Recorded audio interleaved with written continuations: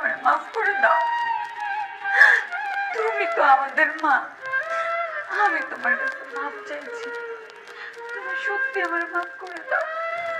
তোর পাগল, তুমি তো আমার মাইয়াই। আর সন্তান যখন মার কাছে ক্ষমা চায়, মা কি ক্ষমা না করে পারে?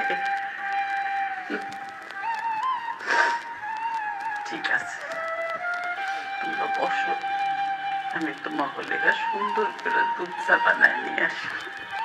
মা, সব সময় তো তুমি আমাদের এটা ওটা বানিয়ে খাওয়াও, আজকে না হয় চাটা আমি বানাই।